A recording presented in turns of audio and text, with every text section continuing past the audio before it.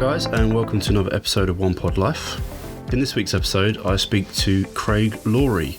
Now, if you haven't guessed by the surname, he is, of course, the son of Paul Lawrie. Obviously a wonderful player in his own right. And now Craig is trying to emulate what his father's done in the golf industry and do it on his own as a professional golfer. So we talk about how he turned pro at the age of 19, the struggles of playing up in the north without any sort of mini tours to play on, and then obviously how his dad was an influence in his career so far. So sit tight and listen to Craig Lawrie.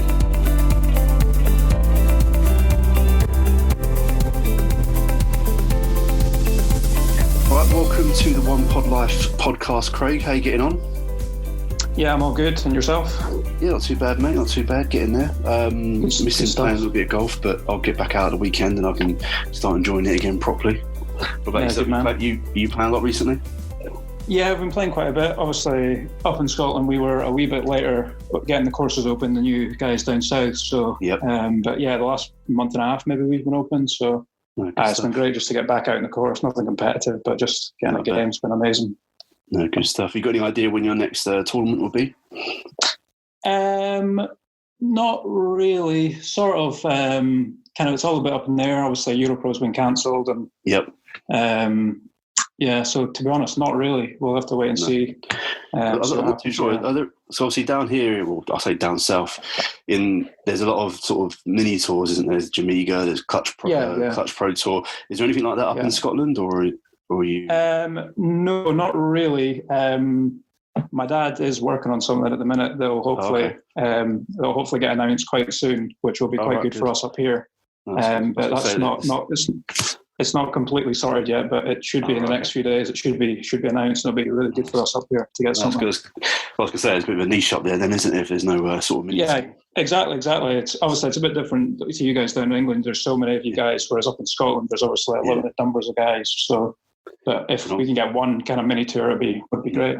No, definitely. And for you to travel down here, it's a bit of an expense to then fork out for the actual tour itself as well. It's a bit much. So yeah, exactly. Obviously, we used to kind of, if there's any events in London and stuff, we have to fly, or else it's a kind of 10, 11 hour kind of car journey, which isn't the best. So no, definitely. Yeah, the expenses soon pile up. Exactly. Well, okay. For those who don't know who Craig Lawrie is, can you just give me a quick sort of rundown on who you are and what tours you play on? Yeah, so I've been playing the Europro now for the last 6 years now. I've been playing the Europro, kind of just plugging away on that, and then I play kind of through the winter. I go out to Portugal quite a lot to play the Portugal Pro Golf Tour, which is kind of run by the same guys that do Jamaica. Yep. So I go out there and play in that. So that's the two main tours I play at the minute. I've had a few challenge tour invites in here and there, but Europro is the main focus. Yeah, I saw you had a few challenge tour appearances, but you said your main focus is Euro Pro. Yeah, exactly. Which is still very high standard of golf, if anything. Oh yeah, pretty good. Yeah, the Euro Pros, the standards phenomenal. Really, it really is so good for a kind of third tier tour. It's exceptional, really. No, definitely, it's fantastic. Okay, so I guess the reason I started doing the podcast was to really understand what it is you guys go through on a weekly, daily basis, and what it takes to actually get to the level that you guys are at. And then just see your story about how you got there. So, really, I guess, is when did you actually pick up a golf club and start playing? I think I probably started playing, like swinging the golf club, maybe when I was maybe 3 or 4. Okay. I remember having mum and dad buy me plastic clubs. So that was obviously what I started out with, plastic, and then as you get older, I remember my first proper club was I think it was like a Ben Hogan 5-iron that my dad had cut down. It was only maybe, a couple of feet long. It was really small, and that was how I kind of got into it. And then, kind of obviously went up the categories from there into the longer clubs, and Oh, good stuff. So at sort of what age did you get to when you really thought, I quite like this sport, and something I'm actually quite interested in taking forward to a sort of higher level? Well, I was obviously big into the football as well when I was younger. So until I was maybe 13, 14, football was always the number one for me. Right. I just played it more often. I played for a team up in Aberdeen. Played golf on the side. Obviously played quite a bit of golf with obviously my dad and stuff. Yep. Football was always the number one. And then kind of started playing a bit more golf when I was 14. Joined D-side Golf Club, the golf club along the road. Got a handicap, played a bit more.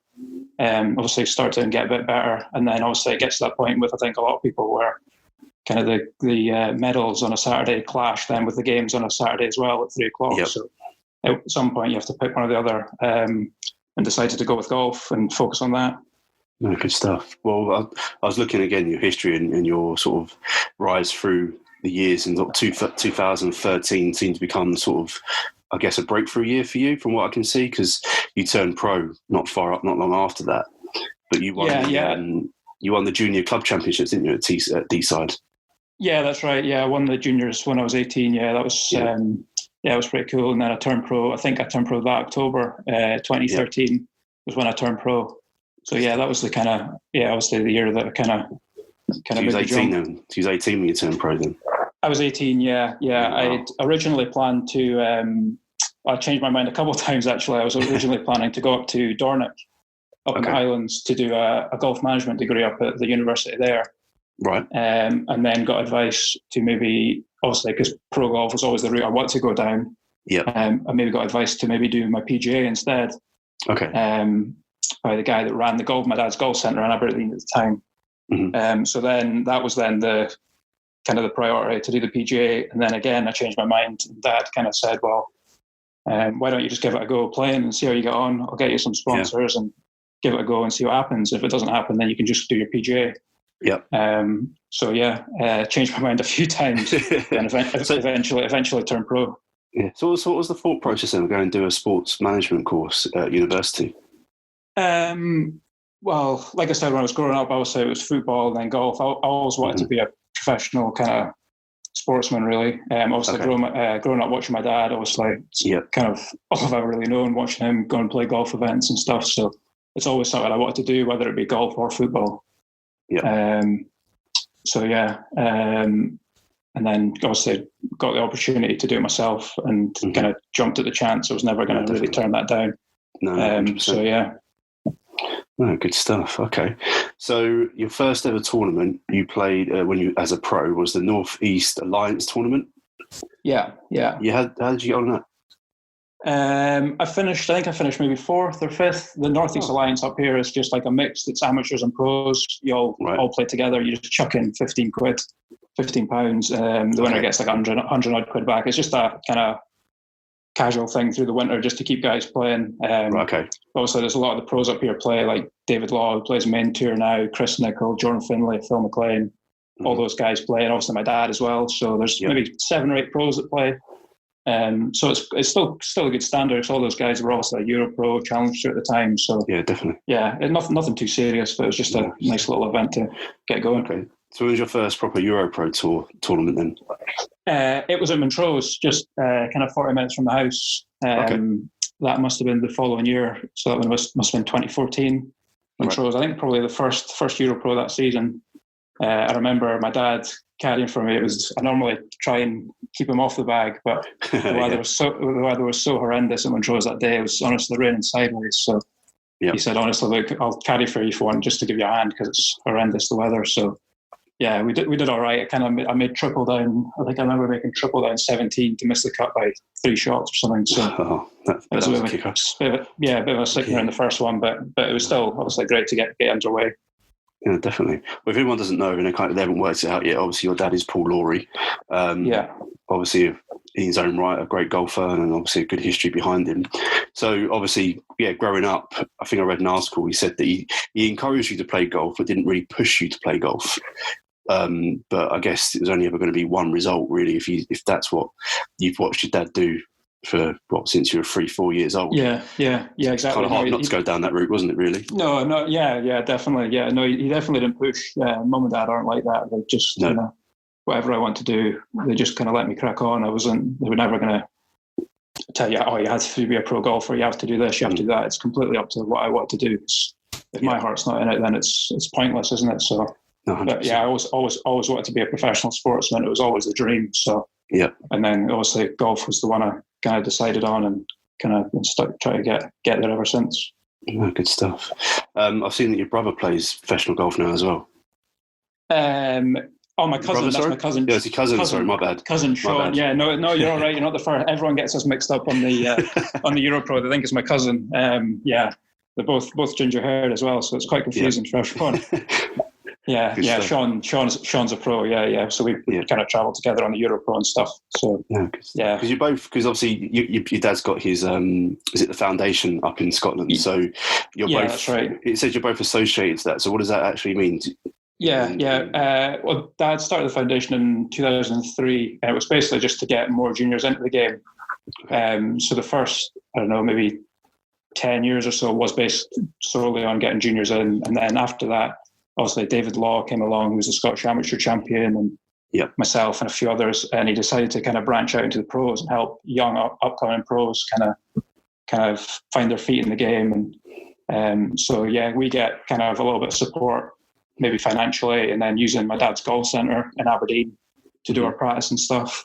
So the foundation's been huge for not just myself, for kind of maybe 12 guys over the years that have been through the foundation using their kind of facilities. So the foundation's been huge. No, great stuff. Well, I guess if you started doing your PGA, I guess maybe an end goal is to one day teach from the academy yourself, I guess. Yeah, exactly. Exactly. It's perfect place. The golf centre is just 10 minutes from our house in Aberdeen. So if it doesn't happen in the playing the game, then 100% teaching or working at the golf centre in some way would be a kind of an obvious route. So yeah.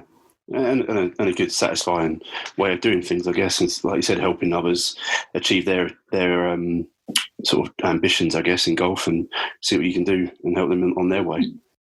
Yeah, 100%. Dad's always been really kind of big on getting juniors into the game and growing the game. Obviously, the game's been obviously really good to Dad, so he feels it's his duty to go and put something back into the game, and helping the juniors has obviously been helping the juniors has been his way. So the foundation's phenomenal. It's kind of really big just now, and Oh, good, I like it. So, okay, well, obviously this year COVID-19 hit, and obviously everything stopped. And like I said, you only really got back to playing a sort of week and a half ago back up in Scotland.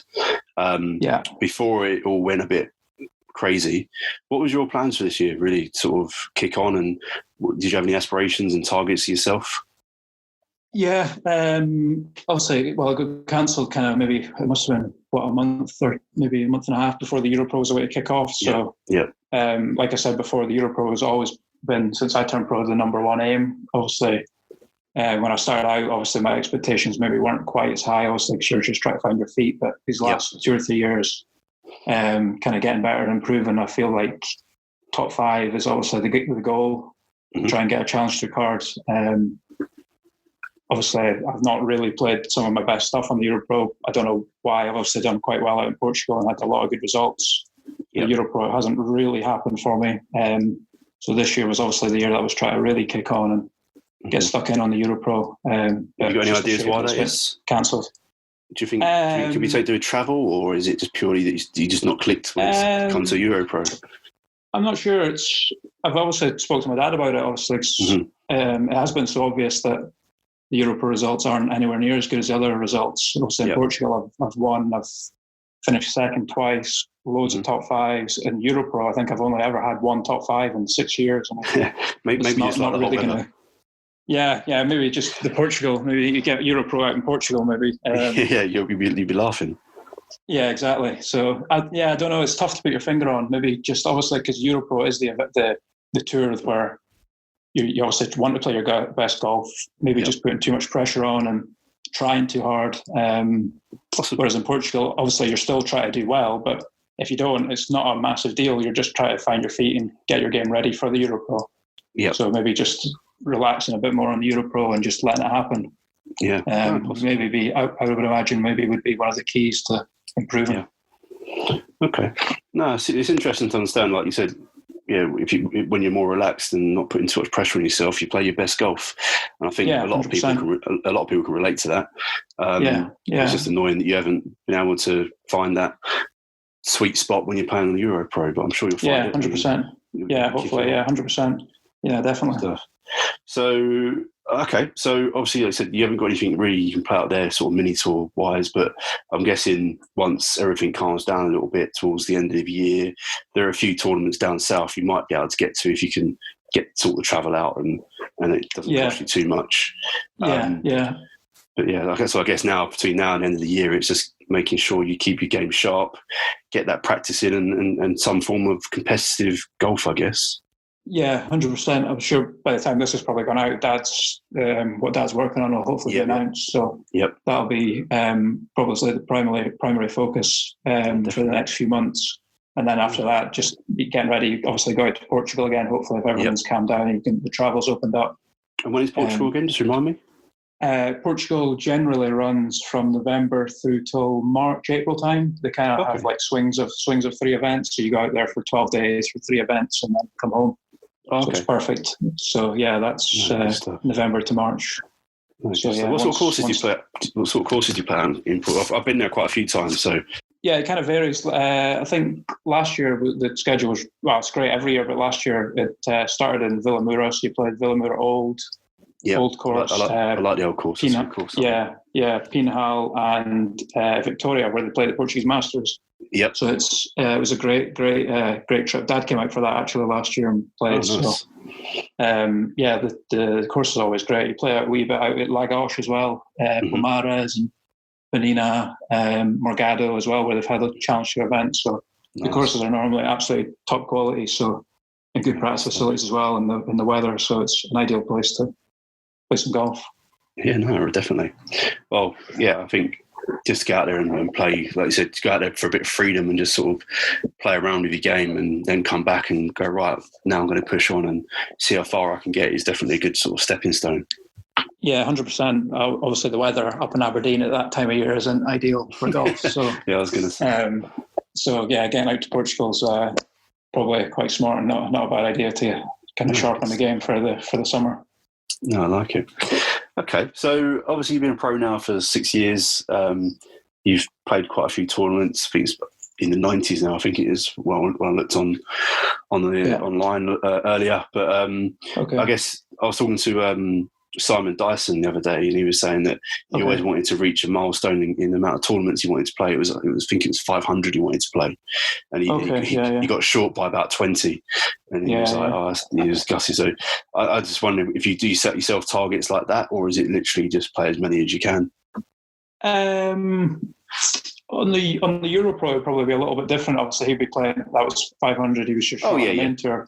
So it's probably a little bit different, obviously, because the Europro is obviously the pinnacle. Really, obviously, you've got PGA Tour, but they're always on the same level. They're the pinnacle, really. Whereas Europro, obviously, it's a great tour, but you're trying to get on it and get off it as quick as possible. So, honestly, really, the little amount of play, the few amount of events you can play on the Europro better, really. It means you're obviously doing well and you're on and you're off, so you're playing good golf. So try to get on and off as quick as possible is the goal, really. And then obviously jump on Challenge Tour and get off that pretty quick as well and get on to exactly. That's the goal.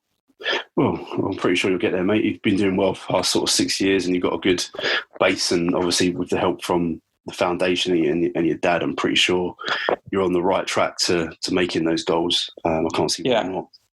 We're getting there. Okay. All right, well, that's good insight into yourself and obviously the reasons why you got into golf and how you've moved your way through the ranks and where you're trying to get to now. And the other thing I was wanting to do from these podcasts really was to sort of hone in on your experience on how you got better at the game as well.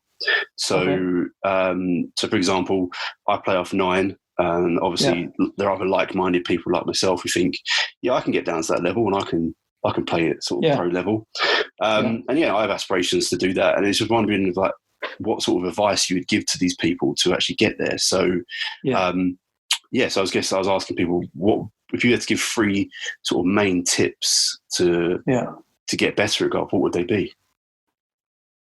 For me, I think one thing that I probably still struggle with now, and definitely did when I was younger, is kind of focusing your time on the right areas of the game. When I was younger, I've always generally been kind of pretty strong tee to green. And then my short game and especially my putting has always been the weakness. Okay. But then when I was younger, I would never really spend much time on my putting and my short game. I would just hit balls and try and get even better at that, which obviously you want to get as good as you can at all parts of the game. But realistically, you're going to make the biggest gain in your game when you practice your weaknesses. But I think everyone's the same. You just want to practice what you're good at instead of practicing what you're bad at. Oh yeah, 100%. So definitely practicing the things you're weak in your game, you're going to gain the biggest improvement. For me, I would say is one tip I'd probably give. No, definitely. And I think I've realised that throughout lockdown, obviously doing these podcasts and thinking about my own game and, like you said, working out what your weaknesses are. I've always been quite good with my irons. So, but I'll go to the driving range and I'll hit my irons for an hour, whereas I'm like, well, I know that's good, so why am I practicing it all the time? Yeah, exactly. So since lockdown, I've flipped it around really. I've not really hit that many balls on the range. And done more short game and a lot more putting. So yeah, exactly. That's good. Okay, so that's number one. What would number two be? Number two, probably something that I've been really fortunate with is obviously playing with good players. Obviously, my dad, and then like I said, the other guys that have come through the foundation. Obviously, David Law, who's a main tour player now, who's won on the European Tour. Other guys in the foundation like Chris Nicholl, Jordan Finlay, who was a British boys champion, Phil McLean. These guys all played for Scotland in the men's and boys teams. So trying to play with people who are better than you, you're always going to improve. You're going to pick up little things all the time on what they do, how they strike the ball, how they get the ball up and down, how they manage their way around the course. I mean, every time pretty much I play with my dad, I pick something up, even if it's just something really, really small. So I think playing with people who are better than you is always a good way that you're gonna improve. Yeah, obviously you probably got the best person to play with, really, haven't you? Yeah. I've been quite fortunate with that, really. With my old man, he's not a bad person to kind of learn off and get some tips. Oh, that's a good one. And then if you could give a third one, what would that be? Probably, I think, again, I've been quite fortunate with, obviously I have my dad, but I also have my coach, Spencer Henderson, who he coaches the Scottish boys national team. And I would say kind of finding someone who is obviously any PGA pro, finding someone who is kind of obviously knowledgeable and getting good, finding someone who's going to give you good lessons and stuff is obviously crucial, because obviously you can't really do it on your own. I think there's really only kind of, maybe off the top of my head, Bubba Watson's the only one that kind of apparently has never had a lesson. I mean, that is pretty crazy. Phenomenal to get to where he is without having a lesson is pretty unique. So finding someone that kind of can help you out is a massive thing, I would say. Finding a PGA pro that can help you along the way. And then kind of maybe not. I don't like to kind of see Spencer too often, because you can then kind of get too technical. Obviously, I only see Spencer maybe once every month, maximum once every 2 months. Okay. So it's not overdoing it, but finding someone that you can help you out with your game. No, definitely. Okay, great stuff.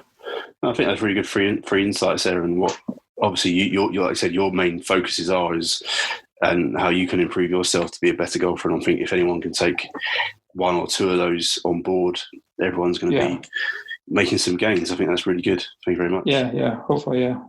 Good stuff. I actually want to touch on who you actually had as a coach, because I wasn't too sure if it was your dad or if it was going to be someone completely different.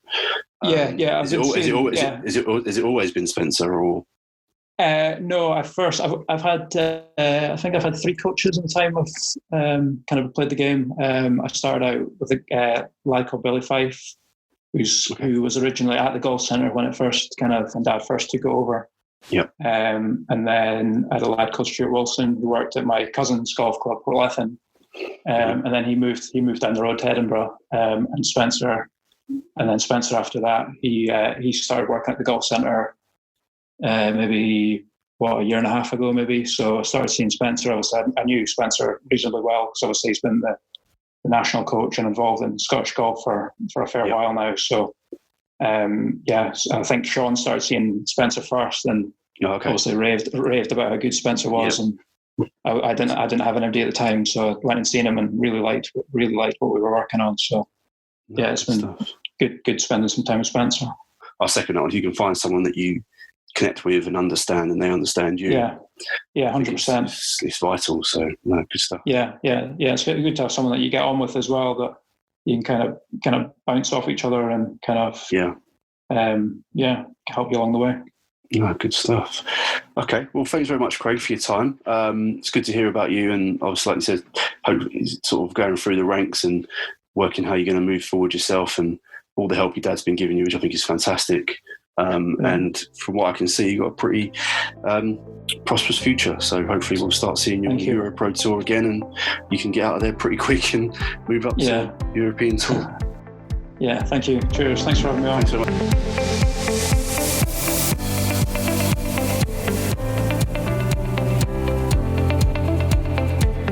That was Craig Lawrie telling us about his golf career so far and what he's hoping to achieve going forward, and how he sort of had a backup plan of sports management, and then obviously that's now turned into a full-fledged golf career. So I like the way he's sort of moved towards sort of achieving his dreams. Now, obviously, living in the shadows of your dad, who's achieved quite a bit in the golf career, it's going to be quite hard. And I think he's quite humble in the fact that he says his dad as well didn't really push him into golf. It's something that he's fallen into, but I can't see how he wouldn't really.